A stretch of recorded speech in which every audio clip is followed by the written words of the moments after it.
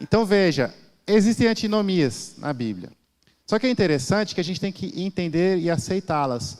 Como que a gente vai conseguir fazer isso? Pela fé. Tá?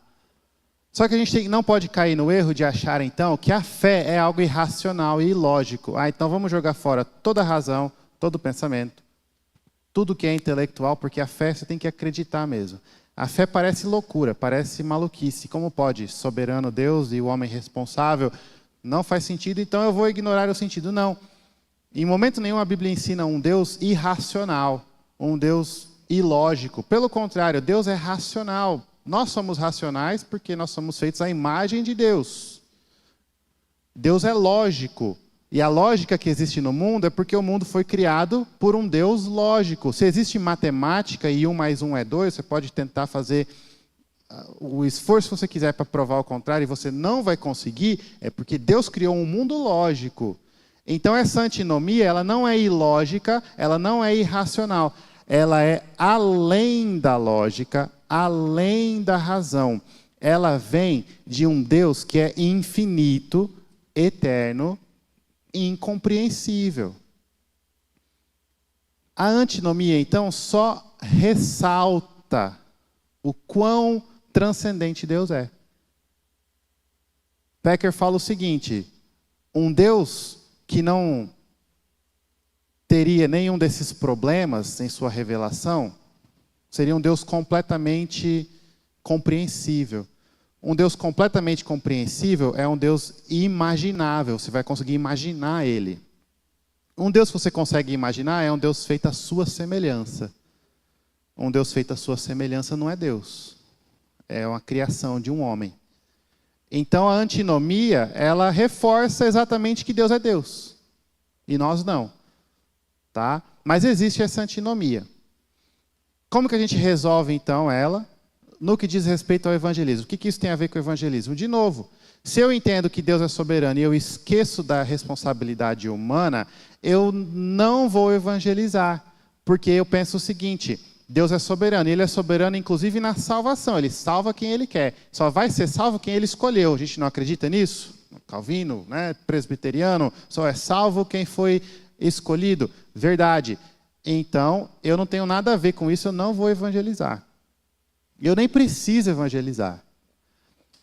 Se eu ignoro a soberania de Deus e eu tenho uma outra visão, não, o homem escolhe sim, ele deve escolher Cristo para ser salvo, e ele consegue, é capaz de escolher Cristo naturalmente, de responder positivamente à oferta do Evangelho, eu vou evangelizar.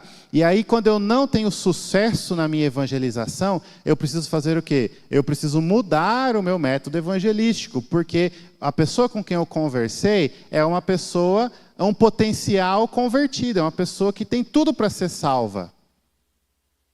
Por que ela não foi salva? Porque eu falhei na minha mensagem, então eu vou mudar. Eu acho que eu deveria ter cantado uma música, eu acho que eu deveria ter mostrado outras coisas, eu deveria ter feito algo diferente. Essa pessoa precisa de um Cristo mais moderno, de um Cristo mais maleável para a vida dela. E aí o pragmatismo domina. E aí eu evangelizo segundo aquilo que dá resultado. E o que dá resultado pode ser uma grande heresia, muitas vezes. Porque falsa religião sempre atraiu muitas pessoas. Tá? Então, é importante entender a relação de evangelismo e soberania de Deus. Tá? Porque se a gente não balancear as coisas e compreender como elas se relacionam, a gente vai ou não evangelizar ou evangelizar da forma errada. Tá? Ou se cobrar. Muitos missionários, evangelistas, com depressão porque não conseguem frutos no seu trabalho. E aí, se você tem uma teologia que ensina que a pessoa escolhe ser salva, ela vai se sentir um fracasso. Vai se sentir alguém, não, mas Deus, por que o Senhor me colocou aqui? Se esquecendo, por exemplo, que Deus falou para alguns profetas: você vai pregar e ninguém vai te ouvir. Vai e prega. Mas ninguém vai te ouvir, mas vai e prega. Então, Deus é soberano e o evangelismo. O Silas pegou o microfone, quer falar alguma coisa? Pastor, eu acho que é naquele livro que o senhor citou, do Packer, que ele fala assim, em razão de de Deus ser soberano e de existir pessoa predestinada, é que se faz a evangelização. A única base da evangelização é a predestinação. Porque se não tivesse ninguém predestinado e dependesse unicamente da vontade humana, a evangelização seria um fracasso total. Então, quando Paulo ia evangelizar, provavelmente ele pensava, tem pessoas predestinadas aqui nessa cidade, por isso vamos pregar o evangelho. Exatamente. Você já chegou na conclusão, já pode ir para o intervalo mais cedo. Já resumiu, né? Esse é o balanço, é isso mesmo, tá? Então, veja só. De forma mais curta e um pouquinho antes, a gente poderia responder de forma mais direta. Então por que eu vou evangelizar se Deus é soberano? Porque Jesus mandou, né? Aí acaba o assunto, né? Mas, de novo, não basta só entender isso. Existem outras razões. Então Jesus mandou, por quê? Porque Deus é soberano e Deus salva. Eu posso evangelizar e eu devo evangelizar exatamente porque o Deus que me comissionou é um Deus soberano, é um Deus que salva. Eu posso evangelizar com coragem, com ousadia e com a consciência descansada, porque Deus é quem salva. Não sou eu que vou salvar. Não é a perfeição da minha mensagem que vai salvar. Não é a bondade prévia da pessoa que vai permitir que ela seja salva. É Deus quem salva. Mas do mesmo jeito que Deus escolheu, Ele determinou que a pessoa só vai ser salva se ouvir. Que a Bíblia diz, né? Isso. Só vai ser salva se ouvir. Ordinariamente, vamos colocar essa palavra. Mas concordo com o irmão. Porque Paulo diz que... Isso. Aí, com essa afirmação, essa pergunta, a gente não precisa nem voltar do intervalo, que é o que eu vou falar depois do intervalo, né? Mas é basicamente isso, certinho. Tá? A necessidade de ouvir, a gente vai falar sobre isso. Tá? Então, veja só. A gente precisa ter a antinomia em mente para um entendimento correto do evangelismo. Não só pela questão de entender, olha, eu posso evangelizar porque Deus é soberano e Deus salva. Mas, por exemplo, eu não falei ontem que o evangelismo deve ter demandas? Se arrependa e creia. Se eu me esquecer que o homem é responsável pelas suas ações, o meu evangelismo não teria essa demanda. Eu até evangelizo porque Deus salva, mas aí eu só falo quem é Jesus, o que Ele fez e paro aí. Não, eu falei de Jesus. Se a pessoa quiser, se for vontade de Deus, a pessoa quiser não, se for vontade de Deus, a pessoa vai ser salva. Eu não vou confrontá-la com o seu pecado. Mas aí eu me esqueço também da antinomia. Ao mesmo tempo que Deus é soberano, o homem é responsável. Então veja, tem gente e tem presbiteriano que é contra músicas e textos que falam assim: eu escolhi a Jesus Cristo, eu aceitei a Cristo. E eu entendo por que isso gera um arrepio na espinha de alguns presbiterianos, porque parece que a pessoa tinha a capacidade de escolher se não fosse Deus. E não tem, é Deus quem salva, eu sei disso. Mas ao mesmo tempo, a pessoa tem a responsabilidade de se arrepender e crer. É uma antinomia, a gente tem que ter as duas coisas em mente. Deus é soberano e Ele vai salvar quem Ele quer salvar, e o homem deve se arrepender.